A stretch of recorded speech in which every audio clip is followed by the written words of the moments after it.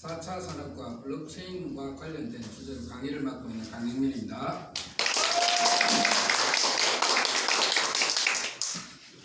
월도 다 되어가네요. 이제 끝나갑니다.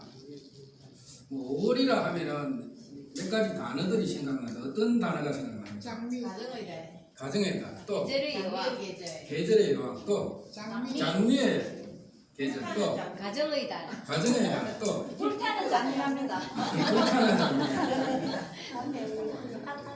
5월은 참 여러 가지 이 단어들이 많이 들어가 있는 달인 것 같아요. 잔인한 달이기도 하고 또는 춘투의 달. 여러 가지 참 5월이 계절이 진짜 사람들에게는 5월이 굉장히 의미가 많은 달인가요? 1년 중에. 아무튼 5월에 태어나신 분은 여러 가지 운을 다 가지고 태어난 분이 아닐까 이런 생각이 듭니다. 제가 5월달 지금 오늘 강의를 하면은 5월 강의만 13번째입니다.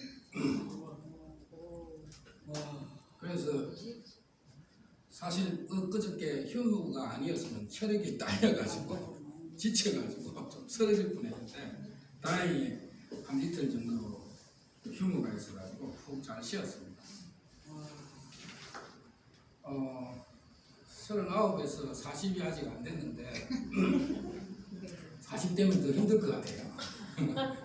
그래서 39에 멈추려고 무진장이 애를 쓰고 있습니다. 여러분들도 좀 건강하게 젊게 이렇게 사시기를 그렇게 기대합니다. 자, 오늘 제가 강의를 드리려고 하는 것은 빅데이터와 핀테크인데요. 사실 핀테크라는 부분은 빅데이터와 1대1로 궁합이 맞는 그런 단어는 아닙니다. 핀테크가 파이낸셜 쪽이기 때문에 파이낸셜 테크놀로지이기 때문에 여기는 금융에 관련된 부분이거든요. 근데 굳이 이렇게 아카데미에서 제목을 두 개를 붙여놓은 거는 핀테크 쪽, 그러니까 금융 쪽이 빅데이터를 많이 활용을 한다. 그렇게 해서 아마 붙여놓은 이름입니다. 제가 초창기에 이걸 좀 떼자. 두 개 서로가 관련성이 좀 적기 때문에 차라리 데이터와 빅데이터를 묶고 핀테크를 다른 쪽으로 묶자 했는데 그 부분은 수정이 안 되고 좀 계속 진행되고 있습니다. 그래서 따로따로 이렇게 강의를 하시는 강사님도 계세요. 서로가 분리해서. 아무튼 저는 주로 빅데이터 쪽으로 이렇게 강의를 주로 진행을 할 예정입니다. 핀테크는 빅데이터를 활용한 핀테크 쪽은 대표적인 게 금융 쪽이니까 금융 쪽에서도 보험이나 보험죠. 보험 수가를 정하는 데 있어 가지고 데이터를 활용을 해야 되는데 그게 한두 개의 데이터를 가지고는 좀 힘듭니다. 사람의 평균 수명이 어디까지 살고 있는지를 보려면 대한민국 사람은 평균 수명이 얼마고 또 외국은 얼마고 또 예를 들어서 젊은 날에 질병은 뭐가 있고 이런 거 다 분석해야 되기 때문에 그런 쪽의 빅데이터가 많이 활용이 되고요. 핀테크 순수한 핀테크 쪽으로만 보면은 대표적인 게 QR 아시죠? 이렇게 뭘 갖다 대면은 결제가 되는 시스템 있지 않습니까? 제가 중국에 있을 때 중국에 이 길거리에 거지가 길에 꿀 앉아 가지고 한 분 도와주세요 하고 옆에 이렇게 표지판이 붙어 있는데 밑에 보면 QR 코드가 달려 있어요. 대단하지 않습니까? 예, 특별히 돈을 이렇게 줄 필요 없이 전화기를 갖다 대면은 얼마가 떨어져 나가게끔 그런 거를 핀테크라고 합니다. 굉장히 중국은 핀테크가 발달되고 있어요. 2004년도에 제가 중국을 넘어갔었는데 그때 당시에 이미 식당에서 결제를 할 때 우리나라는 그때는 아예 있지도 않았습니다. 그때 이미 QR 코드를 활용한 음식 결제를 시작을 했거든요. 그래서 의외로 빠른 나라가 중국이고 특히나 신천적으로 가면 지금 무인 가게들 그러니까 식당입니다. 우리나라도 무인 가게들이 있는데 주로 아이스크림 팔고 있고 이런 무인 가게들이 많은데 중국은 식당입니다. 식당에 들어가면은 사람이 없어요. 종업원이 없다는 얘기입니다. 식당을 문을 턱 열면 조리하는데 거기에도 사람이 없어요. 그럼 로봇가 이렇게 조리를 해가지고 탁 보내주면은 식판이 쭉 돌아가지고 앞에 탁 옵니다. 그거 먹고 결제는 핸드폰 갖다 대면은 결제를 끝내고 나오는 점심시간에 주로 활용하는 거죠. 그 무인 점포가 아예 식당에 아예 사람이 없는 무인 점포들이 벌써 한 7, 8년 전에 무슨 나와 있었어요. 그래서 이제 핀테크 쪽이 그쪽으로 해가지고 이제 많이 발달돼서 그게 유명해진 거고, 오늘은 빅데이터 쪽이니까 이 빅데이터는 데이터가 확장되는 판이잖아요. 데이터가 커져서 빅데이터라고 얘기를 하는 거니까 실질적으로는 일반적으로 데이터가 아주 많이 쌓여 있는 형태를 빅데이터라고 이렇게 많이 얘기를 하죠. 쉽게. 근데 안을 들여다보면 그냥 단순한 데이터만 이렇게 많이 쌓여 있는 형태가 아니라 그 안에 데이터를 어떻게 활용할 것인가에 문제가 딱 걸려 있습니다.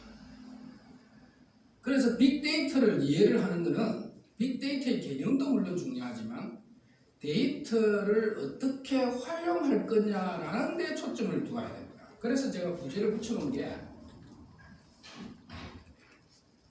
구슬이 스마리아도 깨어야 도배라는 겁니다. 데이터가 아무리 많아도 그게 그냥 그 데이터 존재 자체로는 크게 빅데이터 상황에 오면 의미가 없어진다. 그냥 쓰레기 더미에 버리는 거예요. 이거를 어떻게 조합을 해서 그거를 어떻게 활용할 거냐라는 쪽으로 가면 이제 빅데이터의 진정한 가치가 이제 나온다. 이렇게 보시고 개념적으로 좀 이해되시죠, 그렇죠? 어려운 게 아닙니다. 그래서 그렇구나. 그래서 사실은 빅데이터 시간은 활용 사례라든지 이런 거를 얘기를 하고 또 그런 쪽으로 뭐가 있는지를 이렇게 관심 있게 보는 시간으로 이렇게 보는 게 좋거든요. 그래서 어떤 부분에 데이터가 활용이 되고 있는지 그런 데 관심을 두고 보는 게 좋고, 저도 이제 그렇기 때문에 이 빅데이터 시간만큼은 굳이 개념의 전달보다는 조금 일상생활에 데이터를 활용하고 있는 여러 가지 요소들을 같이 이렇게 얘기를 해보는 게 어떨까 이렇게 생각을 하고 있습니다. 좀 편안하게. 그래서 다음에 이제 빅데이터 시간에는 여러분들과 하고 같이 이렇게 참여형 이 강의가 이렇게 되기를 저는 희망하는 의미에서 제가 아이디어를 하나 냈거든요. 우리 여기 계시는 분들 다들 이제 50대에 이제 접어들었잖아요, 그렇죠? 그래서 50대에 접어들면은 다들 건강이 이렇게 문제가 이렇게 좀 걱정이 되는데, 다음 시간에는 제가 주제를 좀 드리겠습니다. 주제를 드리는데 한 5분에서 10분을 발표를 한 주제를 드리겠습니다. 여기 나와가지고 이게 뭐냐? 첫 번째 메모를 좀 할 수 있으면 하세요.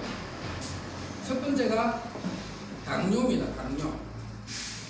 당뇨에 관련돼서 본인이 알고 있는 아무 지식이라도 상관없으니까 내가 인터넷에 보든 아니면은 뭐 누구에 들었던 의사인데 들었던 그런 것들을 한번 얘기해 보는 시간이거든요. 두 번째 고혈압입니다. 고혈압에 뭐 좋은 음식은 뭐가 있더라 이런 얘기 해도 상관없고, 제가 이렇게 말씀드리는 거는 데이터들이 막 흩어져 있는 거를 모아서 빅데이터를 한번 시켜보자는 거예요. 요 작은 규모라도. 그러면 이분이 알고 있는 지식과 이분이 알고 있는 지식이 합쳐지면은 두 개가 결합이 되잖아요, 그렇죠? 그래서 데이터가 커져서 그게 빅데이터가 될 수 있거든요. 세 번째가 염증입니다. 그래서 이 세 가지 염증.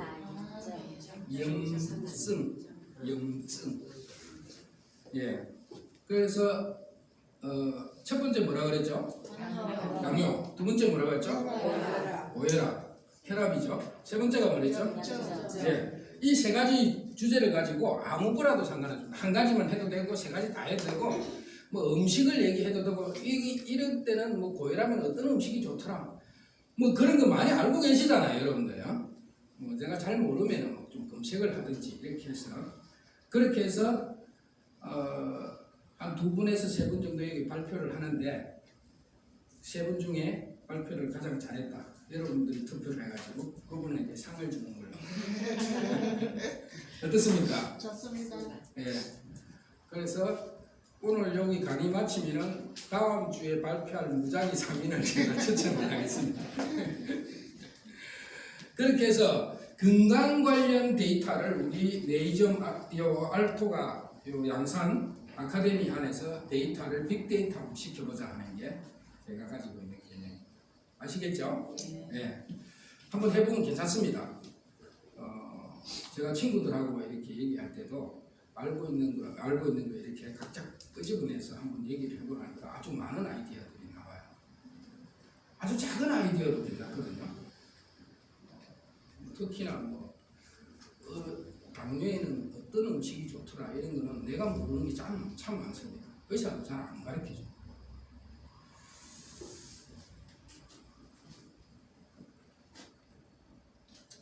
자, 이 엿보기 넘어가겠습니다. 이 빅데이터는 우리 조미옥 강사님이 개념적으로는 아주 설명을 잘 하고 계시잖아요. 그렇죠? 그래서 제가 굳이 개념적 설명까지 굳이 할 필요는 없겠다 이렇게 싶어요. 그래서 그런 부분은 개념적인 부분은 다른 분 강사할 때 좀 더 들으시기로 하고. 자, 이 부분입니다. 이게 이제 기본적인 어떤 개념인데요. 기존 데이터베이스 관리 도구의 능력을 넘어서는, 그러니까 기존에 우리가 관리할 수 있는 데이터의 범위를 넘어선다는 얘기죠. 빅데이터는 그런 여러 가지 형태, 정형, 비정형 다 합쳐가지고 이런 모든 데이터로부터 맨 밑에 줄입니다. 가치를 추출하고 결과를 분석하는 뭐다? 기술이다. 뭐다? 기술. 이거 오늘 네 번째입니다. 뭐다? 기술. 돌아서 까보면 이 어마어마한 사실을 여러분들 기억하셔야 됩니다.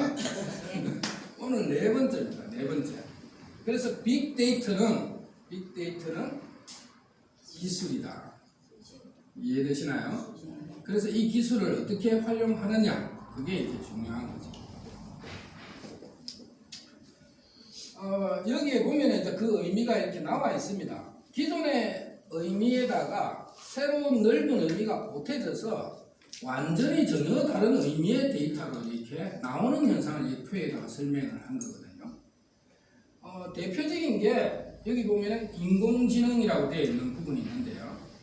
챗 GPT가 가장 최근에 나와 있는 빅데이터 생성하는 여러 가지 요소 중에 아주 이슈가 되어 있는 요소입니다. 챗 GPT가. 지금 챗 GPT라고 하면은 여러 강사님들이 나와가지고 기본적인 부분을 좀 설명도 하고 예도 막 보여드리고 이러는데요. 시도 적고 있고, 그렇죠? 시 좀 적어봐. 5월에 관한 시를 적어봐 하면 챗 GPT가 시를 적어줍니다. 그리고 나와 맞는 이상형을 한번 찾아봐줘 하면은 예쁜 이상형을 찾아서 그림을 그려줍니다. 이런 타입이 당신하고 잘 어울릴 겁니다. 하고. 그렇게 해서 챗 GPT는 우리가 원하는 부분을 인간이 뭔가 생각을 해서 답을 내주는 것처럼 내주는 형태예요. 이게 생성형 인공지능입니다. 그래서 이게 빅데이터에서는 왜 중요해져 버리느냐? 기존의 데이터, 그러니까 좁은 의미의 데이터죠. 이 데이터와 넓은 의미의 데이터가 있는데 이 기존의 데이터를 활용하는 방식은 네이버가 대표적인데요. 네이버에 맛집을 찾아달라 양산에. 그러면은 양산의 맛집을 쭉 이렇게 리스트를 보여줍니다. 어느 집이 맛집이다. 그러면 우리는 그 중에 하나를 선택해서 들어가 보면은 거기에는 여러 가지 메뉴들이 나오고 가격도 나오잖아요. 그렇죠? 그래 오늘 이 집에 가서 점심 먹어야 되겠네 하고 우리는 결정을 하거든요. 근데 챗 GPT는 그런 방식이 아닙니다. 생성형이기 때문에 답을 다르게 내줘요. 어떻게 내주느냐? 양산의 맛집을 찾아주세요 하고 이렇게 물으면은 이 챗 GPT는 리스트를 쭉 보여주면 좋은데 그렇게 보여주는 게 아니라 당신이 원하는 음식 타입은 뭡니까 하고 거꾸로 물어요. 그럼 나는 한식을 좋아한다. 그러면은 그래요? 하면서 가격대는 얼마를 추천해 드릴까요? 하고 또 물어요. 그래서 얼마짜리 이러면은 양산의 한식 중에 가격대가 얼마인 것들을 골라서 거기에 맞는 것을 여러분들에게 보여주는 겁니다. 다르죠, 그렇죠? 기존의 방식과. 그래서 계속 대화를 해야 됩니다. 제가 강의를 하다가 개념적으로 좀 헷갈릴 경우가 있으면은 저녁에 자기 전에 챗 GPT에게 한 30분 정도 물어보고 20곡을 합니다. 묻는 거를 또 대받아서 묻고 막 하다 보면은 얘가 무슨 말을 하느냐 아주 심각한 말을 합니다. 이게 뭐냐? 죄송합니다. 이렇게요. 죄송합니다. 제가 조금 더 연구를 하고 공부를 해서 다음부터는 좀 더 확실한 대답을 드릴게요 하고 말을 해요. 이게 미칠 노릇입니다. 네. 이러다 보니까 앞으로 이 챗 GPT가 일반 우리 생물, 그러니까 인간들하고 대화를 나누는 아주 밀접한 관계로 될 수밖에 없습니다. 그래서 저 같은 강사가 별로 필요가 없는, 그렇잖아요. 물으면 그 사람이 다 대답을 해주니까 20개를 하면서 계속 물으면 됩니다. 그래서 인류의 아주 큰 엄청난 이 뭐라 그러면 경쟁 관계에 이 챗 GPT가 들어와 있습니다. 다음에 데이터 시간이나 이런 시간이 되면 한 번 더 그 부분에 대해서 또 설명을 드리도록 하겠습니다. 이 빅데이터의 등장 배경을 보면은 오른쪽에 이 도표와 같이 기존에는 단순한 형태의 거래 데이터라든지 어떤 수치 데이터들만 보여주다가 그게 관계형이다, 참여형이다 이렇게 바뀌는 겁니다. 관계형, 참여형이라고 말은 없지만 실상은 우리가 SNS를 통해서 주고받는 대화를 얘기하는 겁니다. 그리고 유튜브에 내가 동영상을 올린다거나 밴드에 동영상을 올린다거나 사진을 올린다거나 하는 게 참여형입니다. 기존에는 네이버가 가지고 있는 데이터를 뿌려줬는데 이제는 우리도 참여해서 데이터를 같이 생성을 하는 겁니다. 그래서 여러분들 유튜브를 보면은 구글이 유튜브를 개발했지만 구글에서 데이터를 생성을 해서 직접 뿌려주는 경우는 별로 없습니다. 거의 대부분 유튜버라고 하는 사람들이 자기가 알아서 어디 가서 뭘 찍어가지고 올려놓은 거를 우리가 보는 거잖아요. 맞죠? 유튜브 안 보십니까? 유튜브 뭐 하루 종일 보시는 분도 계시는데요. 아무튼 간에 대부분의 데이터들은 일반인들이 올려놓은 데이터들입니다. 그러면 구글 입장에서는 어떻습니까? 가만히 앉아서 전 세계의 수많은 유튜버들이 자료를 어딘가 모르겠지만 성심성의껏 찾아가지고 올려놓은 거를 걔네들은 가공을 하는 거거든요. 엄청난 데이터들을 가공을 하는 거죠. 그래서 구글은 현재 전 세계의 데이터에 우리가 검색하고 있는 데이터들입니다. 검색하고 있는 데이터의 98%를 쥐고 있습니다.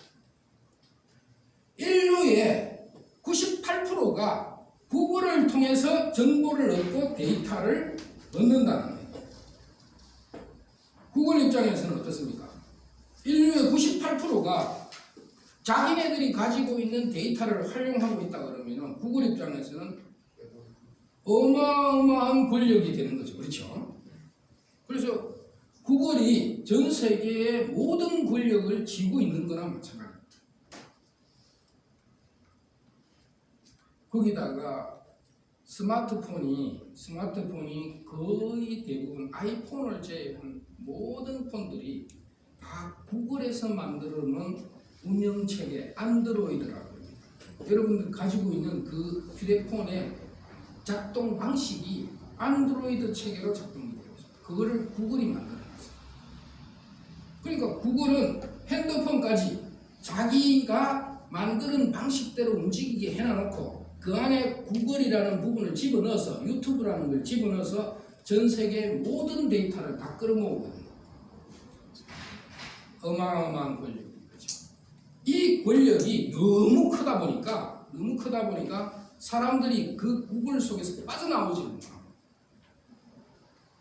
거기에 대항마가 현재 거기에 유일한 대항마가 바로 챗 GPT입니다. 이 챗 GPT는 누가 개발했느냐? 오픈 AI라는 회사가 개발했지만 그 뒤에 백그라운드 주머니 돈은 누구에서 나왔냐? 바로 구글 이전에 전 세계 1등 부자였던 마이크로소프트사라는 회사입니다. 빌 게이츠가 마이크로소프트사를 만들어 가지고 뭐를 여러분들에게 제공을 해주느냐? 윈도우라는 것을 제공하고 있습니다. 이 화면이 윈도우 화면입니다. 이 화면이 이런 화면을 여러분들에게 컴퓨터상에 구현되도록 해줍니다. 그러다 보니까 사람들은 자료를 검색을 할 때 윈도우로 들어가지 않으면은 글자든 그림이든 볼 수가 없었어요. 그래서 마이크로소프트사가 만들어 놓은 윈도우 체계로 전 세계인들이 다 빨려 들어간 거거든요. 그래서 그때 당시에는 마이크로소프트사가 다 데이터를 지고 있었는데 이게 안드로이드 운영 체계를 만들어 놓고 구글이 싹 다 가져가고 있는 거예요. 그러니 MS사가 망하기 일보 전까지 곧 망할 것 같은 위험 속에서 자기네들이 우리가 데이터에 대한 접근을 기존 방식이 아니라 달리 하지 않으면 못 살아남겠구나. 1등 부자도 쓰러지겠구나 하는 위기의식을 느끼고 데이터를 뺏어오기 위해서 만들어 놓은 게 챗 GPT입니다. 이해되시나요? 네. 예. 그래서 지금은 챗 GPT와 구글이 만들어 놓은 이 두 개의 세계에서 전쟁이 벌어지고 있는 겁니다. 2차 전쟁. 2차 전쟁의 승리는 누가 될지는 모르겠지만 그 키는 누가 지고 있느냐? 유저가 지고 있죠. 사용자가. 앞으로 챗 GPT 쪽으로 옮겨가면 구글이 또 위험해지는 것입니다. 지금 구글을 사용하고 있는 사람이 그대로 남아있으면 구글이 계속 이기는 겁니다. 한 달 만에 1억 명이 돌파가 됐다고 그랬죠. 챗 GPT가. 1억 명이 물론 한 달 만에 넘어갔다는 거예요. 그러니까 성부는 알 수가 없다 현재. 그런 상황이다. 그러니까 빅데이터의 환경으로 넘어가면 이런 백그라운드에 무시무시한 상황이 걸려 있습니다. 죽고 사느냐의 문제가 걸려 있는 게 바로 이 데이터 시간입니다. 그 정도로 아주 민감한 상황이다. 이 정도는 여러분들이 조금 이해를 하셔야 합니다. 그래서 기존의 데이터는 뭐 양과 속도 다양성의 문제밖에 없었는데 지금 빅데이터가 확장이 돼가지고 이 안에 들어가 있는 가치 마지막에 보면은 문맥의 가변성이라는 말이 탁 나오죠.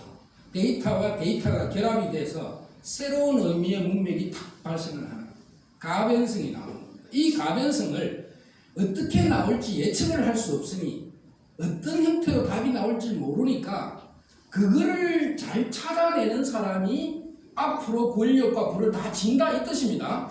이해되시나요? 그래서 앞으로 어떤 식으로 답을 찾아낼 거냐 하는 게 이 빅데이터 환경에서는 제일 중요하다. 예측이라는. 그래서 제가 제안을 해드렸던 이 건강 관련 주제를 여러분들이 데이터를 모아서 결론은 지식을 확보하자는 게 아니라 내 남아있는 인생에 여생에 건강하게 살 수 있는 데이터를 뽑아낸다면 예측을 해낸다면 그거 엄청난 거 아닙니까? 그렇죠? 예. 그래서 구글이 칼리코 프로젝트라고 하고 있는 그 프로젝트가 있습니다. 구글이 여러 가지 일을 하는데요. 칼리코 프로젝트라고 하고 있는 게 아프리카의 틀없는 두더지를 연구를 해서 생명공학입니다. 이 두더지가 보통 쥐와 다르게 한 5배를 더 오래 사는 거예요. 그래서 얘가 왜 이렇게 오래 살지? 털도 없이 아주 열악한 환경에서. 그래서 그거를 연구를 해서 어디에 적용하느냐? 인간 생명공학에 적용을 해서 500살까지 인간의 수명을 연장시켜요. 그 작업을 지금 하고 있습니다. 500살. 아이고 무시라. 구라를 까도 그 정도는 좀 심하지 않냐? 좀 심하다 구라도 이 정도의 얘기가 나오죠. 근데 한번 생각을 해보죠. 이 구글이라는 회사가 우리가 생각하는 일반 상식적인 회사가 아니라 자기네들이 걸고 있는 모토가 인류의 미래를 선도하는 그 가치를 발행하는 회사라고 하거든요. 자기 스스로 인류 미래 선도 기업입니다. 그래서 자기네들이 하고자 하는 부분은 하는 회사예요. 왜? 다른 사람이 할 수 없는 능력을 하고 있기 때문에. 그래서 구글이 칼리코 프로젝트 500살까지 생명 연장을 하는데 하다가 도저히 500살은 힘들어서 중도에 포기를 하고 반만 성공했다. 몇 살이죠? 그렇습니다. 그게 중요한 거예요. 하다 지쳐가지고 반만 성공하면 250살. 그러니까 여러분들 지금 앞으로 어떤 삶이 미래가 펼쳐질지 아무도 예측을 못하는 거예요. 아무도. 중국에 일부 한 몇 년 전에 기사가 크게 났는데 한 여성분이 자기 삶이 아깝대요. 한 달 시험을 받았거든요. 자기가 살아온 인생을 생각해보니 이렇게 죽을 수는 없다. 정말로 억울하다 해가지고 이 친구가 결단을 내립니다. 내려서 급속 냉동으로 들어가요. 취직 들어갔습니다. 급속 냉동으로 들어가서 한 30년이나 50년 후에 내가 가지고 있는 이 질병을 치유하는 개발이 되면 그때 깨워달라 하고 들어갔습니다. 그래서 몰라요. 그 친구가 30년이나 50년 후에 그 가지고 있는 질병이 완치를 할 수 있는 기술이 나오면 그 냉동에서 일단 깨어나는 거예요. 냉동비가 얼마예요? 아마 그 기사에는 그분이 돈이 어마어마하게 많은 걸로. 그래서 그 써야 될 돈도 못 쓰고 일찍 죽는 게 억울해서 이렇게는 가기 싫다 해가지고 한 달 나눠놓고 냉동인감으로 들어가야 됩니다. 어차피 죽는다고 판정이 나 있으니 한 30년이나 50년 후를 한번 기대해보자 해가지고 들어가야죠. 중국은 조금 특이합니다. 그런 실험을 우리나라는 인간의 도덕성 문제 이런 것 때문에 잘 안 되는데 중국은 좀 하는 편이거든요.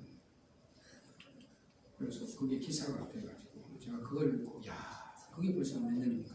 한 10년 전이었는데 그런 일들이 지금 생긴다는 거예요. 그래서 아무도 몰라요. 아무도. 그분이 깨어날지 진짜 모르는 거예요.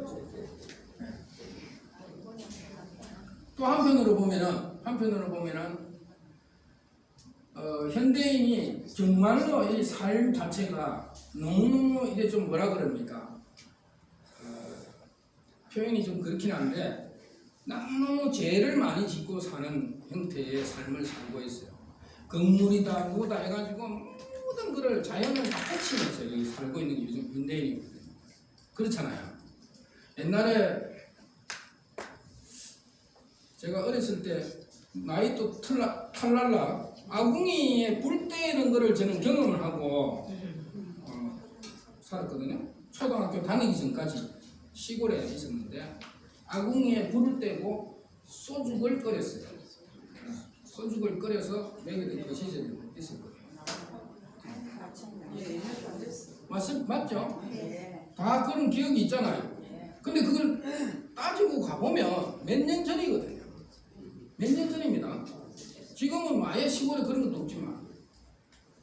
근데 이렇게 몇 년 전에서부터 지금까지 한 20, 30년 동안 급속도로 바뀌었는데요. 이 인류의 문명이 그 전으로 가보면 아궁이에 불 때는 걸 언제부터 했을까요? 원시 시대부터 했습니다. 원시 시대부터 불이 개발되고부터 불 떼기 시작해가지고 내가 태어날 때까지도 불 떼가지고 생활했다니까요. 어마어마한 긴 역사를 자랑한 이 인류의 삶의 방식을 몇십 년 만에 싸그리 다 없애고 지금 우리는 살아가고 있거든요. 좀 죄를 짓고 있는 것 같진 않나요? 이러다가 인간이 지구촌에 과연 생존할 수 있을까 하는 생각도 듭니다. 뭐 재미나는 얘기를 한번 해볼까요? 공룡 아시죠? 공룡. 공룡이 어느 날 다 죽어붙답니다. 지금 지구촌에 공룡이 없어요. 공룡이 살아가지고 쭉 이어져 오다가 어느 날 싸그리 다 죽고 지금은 화석만 이렇게 중간중간에 발견되거든요. 네. 근데 공룡이 사라진 게 언제냐? 지금으로부터 6천만 년 전이랍니다. 6천만 년 전. 6천만 년 전. 그러니까 아주 오래 전이죠. 그럼 공룡이 언제부터 살았느냐 하는 게 있는데요. 공룡이 2억 2천만 년 전부터 살았답니다. 그럼 공룡이 살은 총 기간이 얼마죠? 여러분 계산 산수 빨리 한번 해보세요. 2억 2천만 년 전부터 살아가지고 6천만 년 전에 멸종이 됐어요. 얼마 살았습니까? 예? 2억 2천에서 6천을 빼면 되니까. 예? 산수가 안 됩니까? 왜 이렇게 대답이 안 나오지? 아니 22에서 6을 빼면 되잖아. 1억 6천만 원, 1억 6천만 원을 살다가 갔습니다. 1억 6천만 원. 오래 살았죠, 그렇죠? 뭐 과학적으로 그렇다 하니 우리가 그렇게 한번 이해를 해보자. 그러면 인간이 최초의 인간이라고 하는 게 언제부터 우리가 이 표기를 하죠? 최초의 인간이라고 하는 거. 동물 말고 인간.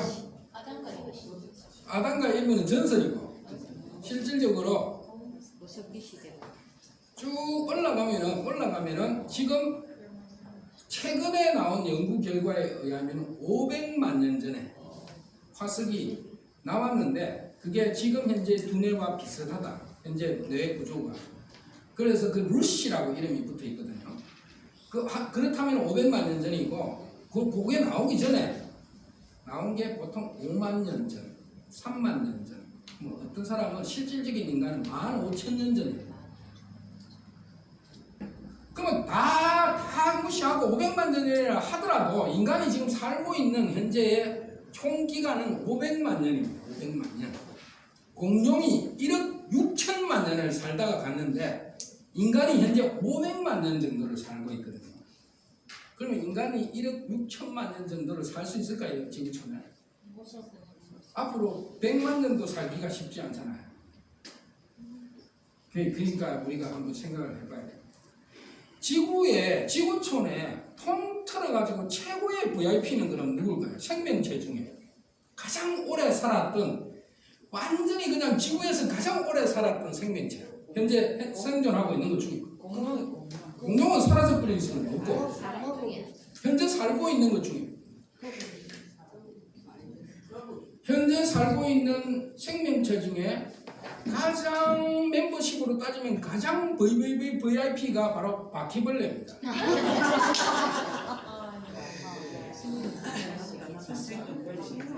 바퀴벌레가 언제부터 살았느냐? 지금 나와 있는 화석을 연구를 해서 분석을 해보니까 3억 3천만 년 전, 3억 3천만 년 전부터 살았는데 현재까지 살고 있어요. 그런데 특이한 건 3억 3천만 년 전인 화석이 지금 화석과 원형의 변형이 별로 없답니다. 그러니까 지금 바퀴벌레 모양과 그때의 바퀴벌레 모양이 비슷하다는 거예요. 자기의 발전 없이, 그러니까 서로 그거를 유지를 해와가지고 지금까지 살은 거예요. 3억 3천만 년. 그거이 연구할 바퀴벌레를 연구했거든요. 예, 그것도 굉장히 좋은 연구일 수도 있습니다. 예. 우리하고 염색체, DNA 구조가 너무 달라가 쥐 연구를 많이 하는 편입니다. 인간은. 아무튼 간에 바퀴벌레의 입장에서 인간을 바라보면 가스럽게 짝이 없잖아요. 가스럽게 짝이 없잖아요. 빙하기다 뭐다 다 거쳐서 3억 년을 넘게 살아왔는데 그 수많은 고난 다 겪고 인간이 이 500만 년 살고 끌떡대고 있는 이 모습이 가스로울 수도 있어요. 미국의 그 항공모함을 운행하고 있는 미군이 어느 날 그 항공모함에 군인들이 배 타고 나와가지고 가면은 6개월씩 배에서 못 내리거든요. 훈련 중에는. 그러다 보니까 그 안에 모든 부분을 다 갖춰 가야 되는데 음식이나 이런 거 이거를 바퀴벌레 한두 마리가 한 군데 들어왔는가 봐요. 얘가 갈 때 올 때 없으니까 그 안에 새끼를 까나나이 항공모함 안에 바퀴벌레가 물거릴 거 아닙니까? 그러다 보니까 이게 질병도 일으키고 군인들의 건강이 많이 해치니까 이거를 퇴치하려고 국방부에서 미 국방부에서 어마어마한 과학자들 다 동원하고 다 동원해가 바퀴벌레 박멸 작전을 했다. 거의 6개월을 생실험을 하고 포기. 도저히 그래서 같이 살아가는 걸로 그만큼 끈질기는 생명력을 가지고 조사에 의하면 일주일 동안 아무것도 안 먹어도 바퀴벌레는 아무 문제 없이 살아요. 물도 한 모금 안 먹어요. 냉장고에 냉동실에 3일을 넣어놔도 바퀴벌레는 살아난단 말이에요. 그만이면 독한 안 먹는 게 없습니다. 여러분들 집에 있는 비누다 뭐다 그건 화학약품이고 뭐 파이프도 다 갉아내요. 그런데 중요한 건 원형을 변형시키지 않는다. 본인이 모습. 우리 인간은 너무 많은 자기 주변의 환경을 싸그리 다 바꾸고 있으니까 좀 문제를 되겠죠. 아무튼 끝내야 될 시간이네요. 아무튼 그렇게 해서 이 빅데이터는 여러 가지 가변성 이거를 어떻게 우리가 해석하느냐가 굉장히 중요한 문제다.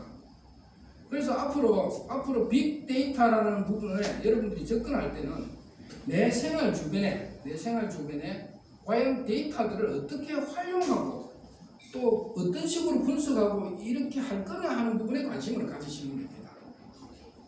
그래서 주변에 뭘 좀 잘한다 하시는 분 계시면은 저분은 틀림없이 뭔가를 활용하고 있을 텐데 그게 뭘지 이런 부분을 관심을 가지십니다. 국가 차원에서도 그렇고 현재 기업 차원에서도 그렇고 이 데이터를 활용해서 뭔가를 하지 않으면 너무너무 힘드니까 그쪽에 어마어마한 에너지를 쏟아붓고 있습니다. 여러분들 자제분들 빅데이터 쪽에 이 전문가라고 키우시면 기본 연봉이 거의 억대입니다. 초봉이 조금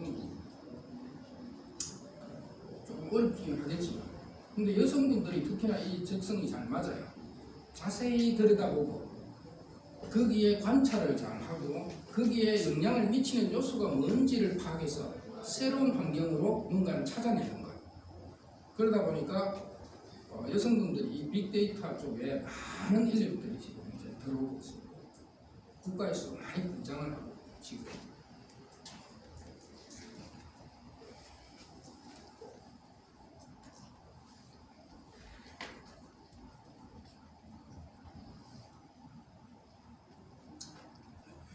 자, 오늘 강의는 이 내용 다 설명하면 너무 어려울 것 같으니까 여기까지 하고 다음에는 한번 우리가 진짜 우리끼리 중요하게 생각하는 이 건강 문제의 빅데이터를 다 끌어모아서 여러분들이 100살 넘기는 데는 아무 문제 없는 데이터 확보에 한번 최선을 한번 다해보자.